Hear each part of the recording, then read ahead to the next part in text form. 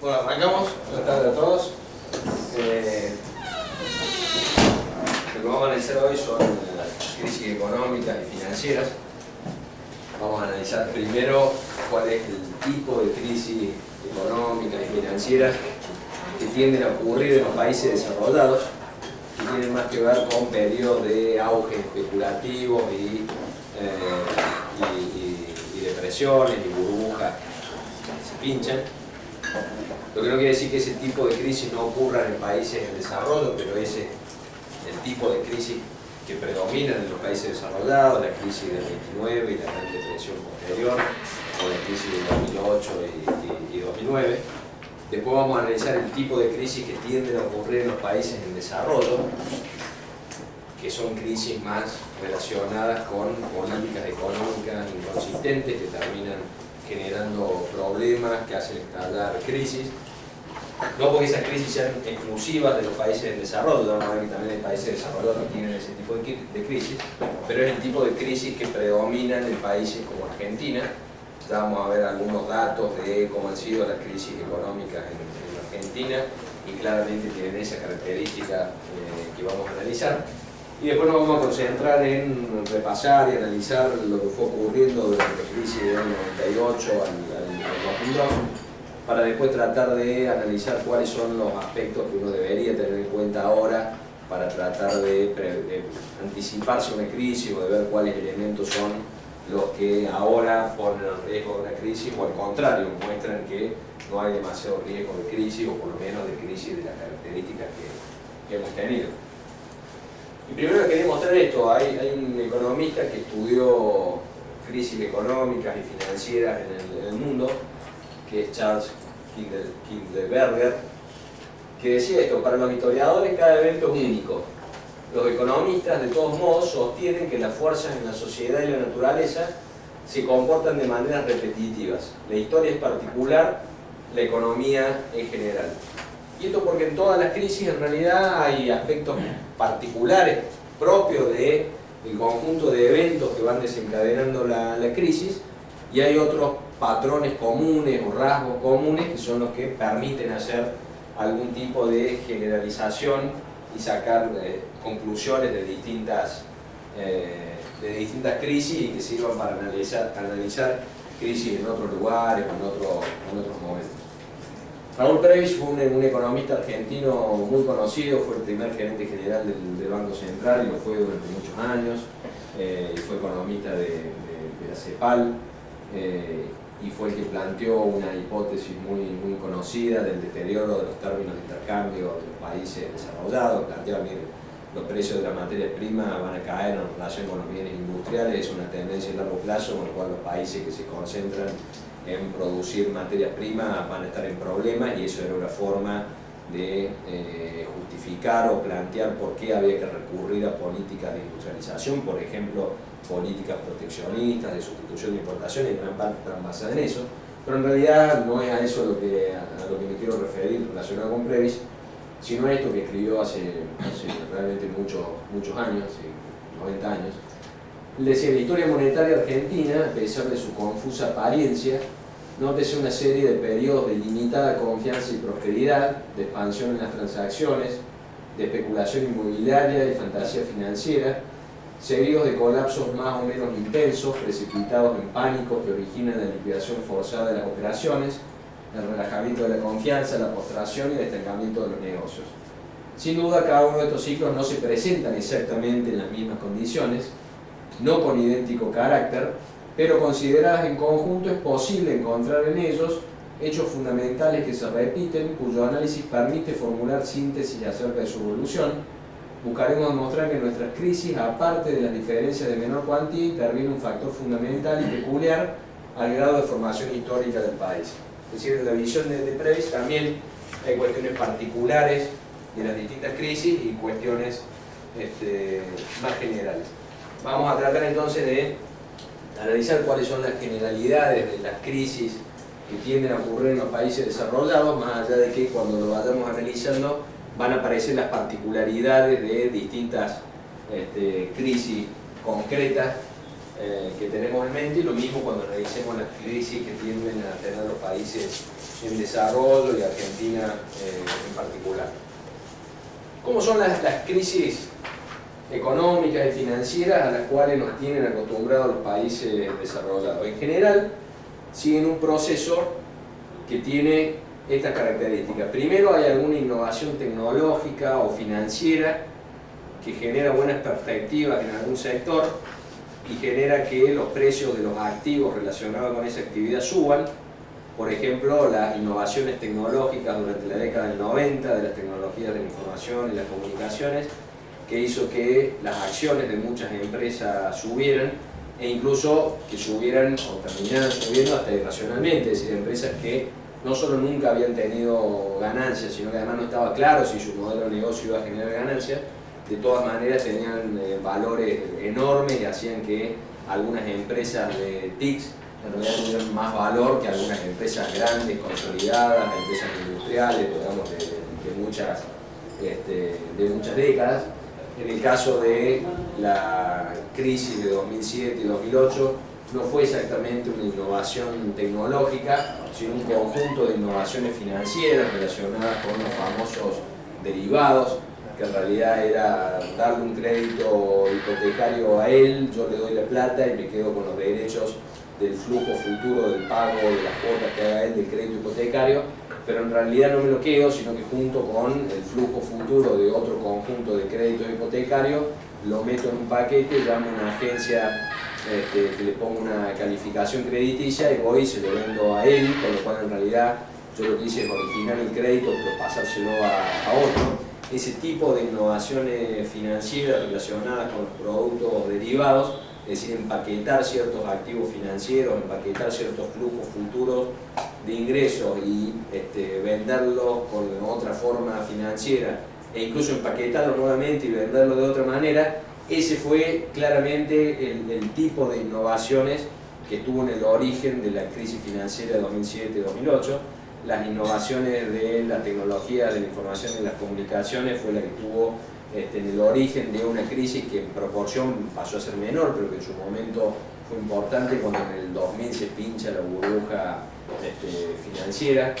la burbuja tecnológica en Estados Unidos, y eso dispara algunas consecuencias en la economía de Estados Unidos,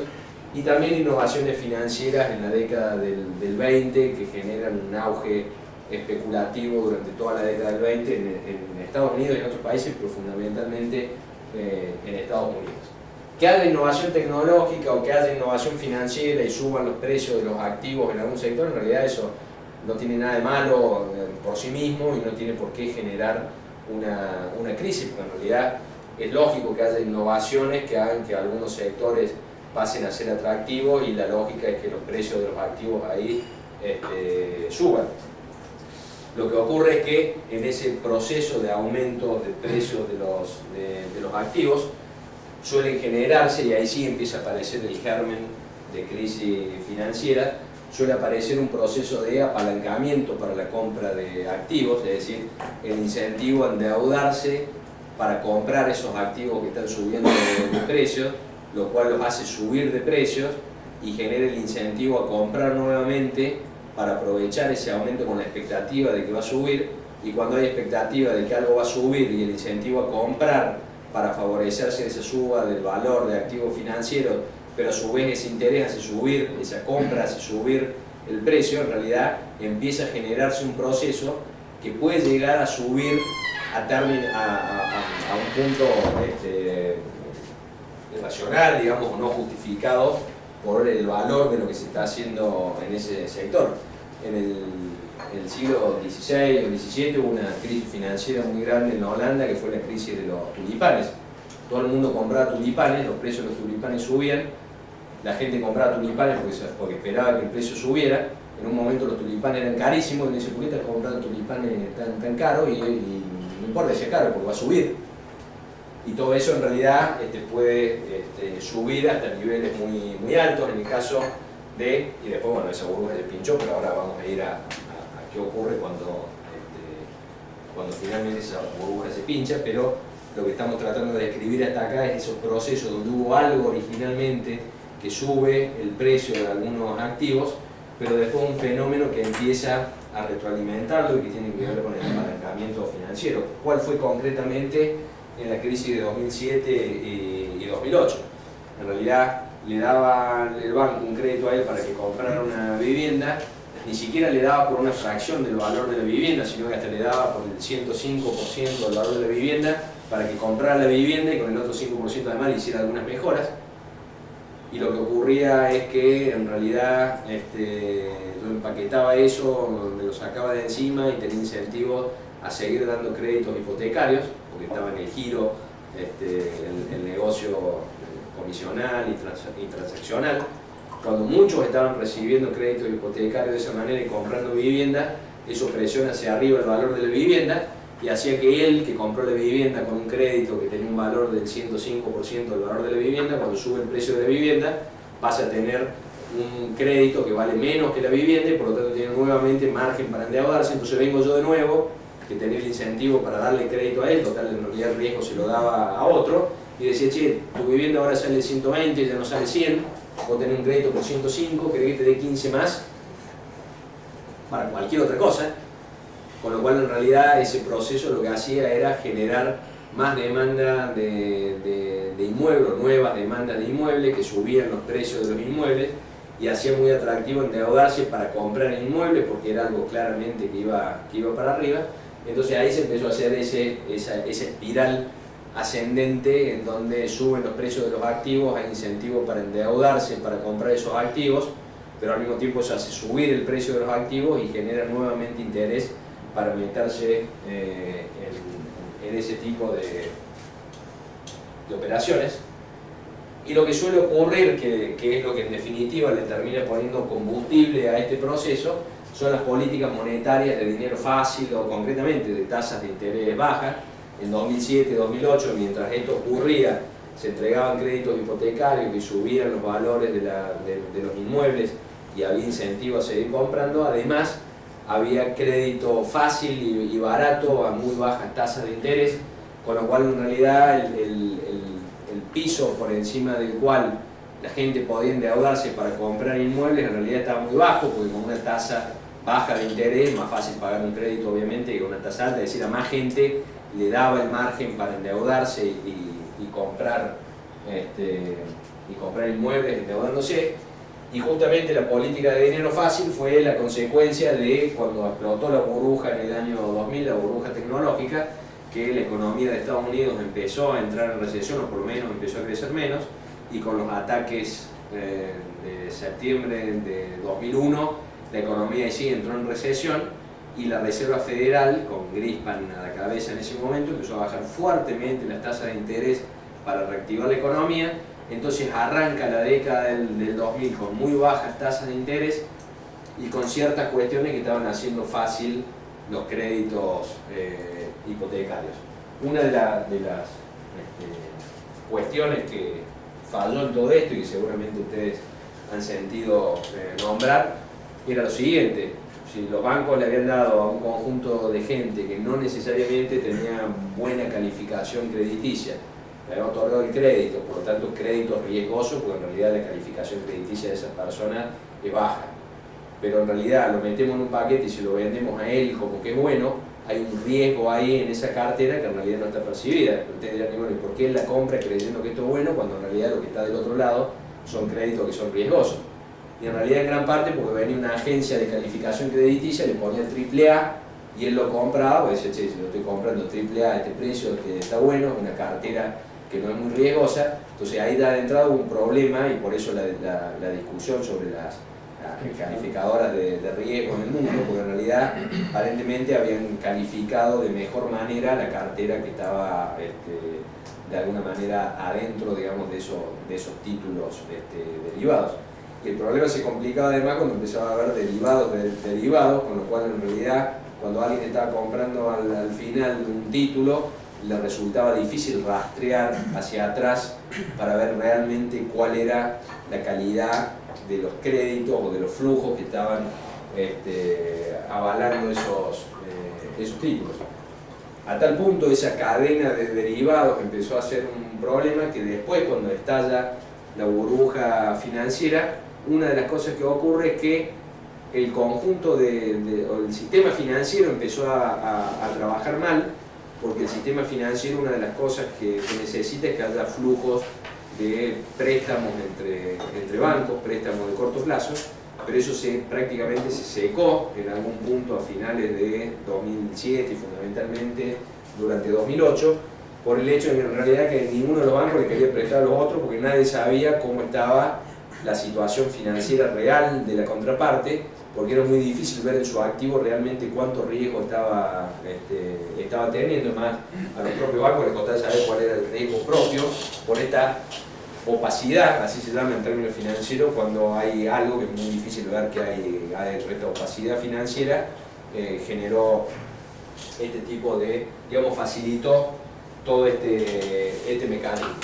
Eso funciona fantástico, los precios de los tulipanes en el siglo XVII van para arriba y todos compran porque saben que va a subir, o los precios de los inmuebles suben porque todos compran pensando que va a seguir subiendo, como en la década del 2000, o las acciones tecnológicas suben porque todos compran pensando que eso va a seguir subiendo, o las acciones en general, ya no tecnológicas sino generales, industriales fundamentalmente, en la década del 20 del siglo pasado van todas para arriba porque todos compran pensando que va a seguir subiendo. Eso es fantástico hasta que algo sale mal y el proceso se revierte y se genera un pánico financiero. A alguien se le ocurre cuestionar por qué los tulipanes valen lo que valen, o a algún banco se le ocurre quebrar habiendo otorgado crédito hipotecario, o a un conjunto de familias le ocurre que en realidad no puede devolver los créditos hipotecarios y todo se empieza a desmoronar. En gran parte eso en 2007-2008 pasó, cuando en realidad algo que estaba facilitando todo el proceso, que eran las tasas de interés bajas, en realidad se da vuelta cuando Estados Unidos empieza a subir las tasas de interés y muchas familias que podían pagar los créditos con tasas de interés bajas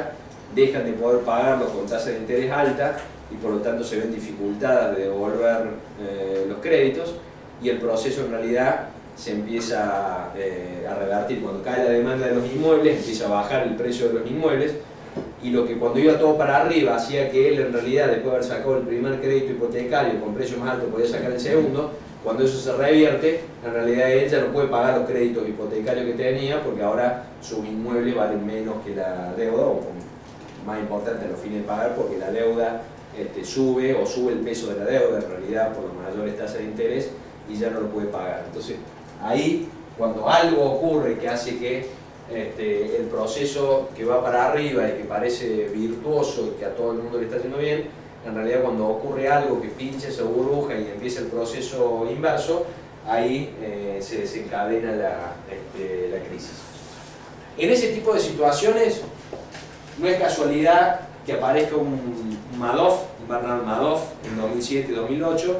o un Charles Ponzi en la década del 29, que es el Madoff en realidad de la década del 29, o en realidad más específicamente Madoff es el Ponzi de los 2000. ¿Qué es esto? No es lo que genera la crisis, pero es lo que aparece en la crisis. ¿Qué hizo Charles Ponzi en la década del 20 que dio lugar a que en economía y en finanzas se conozca como esquema Ponzi a lo siguiente? Lo que hizo Charles Ponzi es algo muy simple. Le dice, mira, dame $100.000. ¿Por qué te voy a dar $100.000? Y porque yo te voy a dar 20% de interés, te voy a devolver $120.000. Si vos me das los $100.000 con la promesa de que yo te voy a devolver $120.000, lo lógico es que yo en realidad te lo esté pidiendo porque tengo algo para hacer con ese dinero que va a rendir más del 20%, con lo cual, con el rendimiento de ese proyecto, yo te devuelvo los $100.000 que me prestaste, te pago los $20.000 de interés y en realidad gano algo que es el incentivo que tengo para hacer esto. Pero es de aquí que a Charles Ponzi se le ocurrió algo, se le ocurrió gastarse los $100.000. Lo cual está fantástico, yo te pido $100.000 prometiéndote que te voy a pagar 20.000 y me lo gasto. Voy a decir, bueno, es una estafa común y corriente y lo que va a pasar es que él no va a cobrar ni los $100.000 que puso ni los intereses. Y quedó ahí, te puedo engañar una sola vez y a la segunda no te engaño más. Y el resto además, cuando yo le vaya a pedir los 100.000 a él, en realidad no me lo va a prestar porque vio que te clavé a vos. Pero ¿qué pasa en realidad si yo me gasté los $100.000, vos me prestaste esos $100.000 con la promesa de devolverte 20.000 y antes de que llegue el momento de devolverte los 100.000 y de pagarte los 20.000 de interés, yo le pido 120.000 a él prometiéndole que le voy a pagar el 20% de los 120.000. Él me los presta los 120.000, con los 120.000 te devuelvo los 100.000 de capital y te pago los 20.000 de interés, y yo ahora le debo a él 120.000 más el 20% de interés, o sea, le debo 144.000, si no me equivoco. Yo decía, bueno, ¿pero dónde va a sacar los 144.000 si en realidad no los estoy poniendo en nada que rinde más que eso? Además, el original ya me lo gasté. Y en realidad, porque voy a ella y le digo, dame 144.000, porque te voy a pagar el 20%. Y cuando estamos en esa cadena de felicidad, que todo va para arriba y hay mucha liquidez y sobra, y las tasas de interés son bajas, en realidad tiende a ser ese el caldo de cultivo o el terreno propicio para que aparezcan estos tipos como Charles Ponzi. Todo esto funciona fantástico y puede funcionar indefinidamente. De hecho, cuando Madoff hizo lo mismo, y no es casualidad que haya hecho exactamente lo mismo 80 años después, porque lo hizo exactamente en el mismo contexto de este auge especulativo, donde bueno, la gente está muy líquida y se siente atraída por grandes rentabilidades, y a tal punto eso ocurrió que la cifra que reunió Madoff fueron miles de millones de dólares, con estafados en todo el mundo, incluso argentinos, incluso cordobeses, a través, por ejemplo, del Banco Santander, que el Banco Santander confió en Madoff, el cliente del Banco Santander había puesto la plata, y Santander porque fue conocido acá en Argentina, pero en realidad cayeron mucho para juntar miles de millones de dólares, tiene que haber caído muchos. Y tiene que ver con esta lógica, que ese terreno tiende a ser propicio para hacer ese tipo de maniobras. A tal punto fue novedosa la maniobra de Ponzi, que como les decía, quedó ese nombre para ese tipo de esquemas en donde en realidad nunca se devuelve ni el capital ni los intereses, sino que la deuda va aumentando exponencialmente, digamos, y no se paga nunca. Se usa eso en economía y en finanzas para describir procesos que son insostenibles de endeudamiento, cuando no se paga la totalidad de los intereses. Nosotros habíamos hablado en varias reuniones anteriores que en realidad un país puede estar endeudado permanentemente, renovando el capital, pero se supone que tiene que pagar los intereses a igualdad, digamos, de constancia de tasas de interés. El capital se puede renovar permanentemente, pero todos los años se paga la tasa de interés. En ese tipo de fenómenos donde no se paga nada, ni el capital ni los intereses, la deuda crece explosivamente y llega un momento en donde no es posible pagar ni el capital ni los intereses. Por eso se lo denomina esos esquemas Ponzi, y lo que hizo Madoff es exactamente lo mismo. Cuando esto va para arriba, tienden a aparecer los Ponzi, tienden a aparecer los Madoff. Cuando empieza el pánico financiero y hay algo que pinche esa burbuja y viene todo para abajo, los Ponzi y los Madoff se quedan colgados, y ahí aparecen y ahí son noticias, y ahí a Madoff le dan, no sé, 200 años de cárcel, y a Ponzi no sé qué le habrán hecho, pero supongo que algo parecido. ¿Pero por qué? Y porque esto funciona bárbaro hasta que llega un momento que al que le estoy pidiendo los 144.000 más los intereses o lo que sea, dice, no, mira, che, esto está complicado. Al contrario, estoy desarmando posiciones para cubrirme porque están cayendo los valores de los activos, y ahí se viene todo a pedazos, porque si el último en esa cadena no pone la plata, el penúltimo en realidad no puede cobrar ni el capital ni los intereses, porque en realidad no hay nada. Lo cual también, si ustedes se fijan, no está mal entrar en esquemas Ponzi o Madoff confiándole la plata a Ponzi o Madoff, sino da realmente nos está dando 20% de interés. El problema es ser el último. Es el penúltimo, depende de cómo lo veamos, digamos. Si definimos como el último, el que dice no, si definimos como el último, al que dice que no, el último no tiene problema, el que tiene problema es el penúltimo. Entonces, si lo definimos de esa manera, el problema es ser penúltimo. Si fuimos cualquiera de los anteriores, está fantástico, le diste la plata a Madoff, no quiero ni saber de dónde saca la plata, pero me da el 20% y me lo deposita, fantástico. Más, si me lo viene haciendo y me lo viene pagando, me voy pagando el 20%, no solo que le voy a dar de nuevo, sino que voy a llamar a mis amigos, entonces el chiste Madoff, que es fantástico, te da 20%. El problema es que le renovaban, devolvían la dejar de capital. ¿Cómo? El problema es que le renovaban, devolvían la dejar del capital y el interés. Claro, mira, en realidad, pero aún suponete cuando sacaras interés, decís, che, le voy renovando siempre el capital porque siempre me da 20%, está fantástico. Y si le renovabas todo, incluyendo los intereses, está fantástico porque tu activo va subiendo explosivamente, o va subiendo aceleradamente.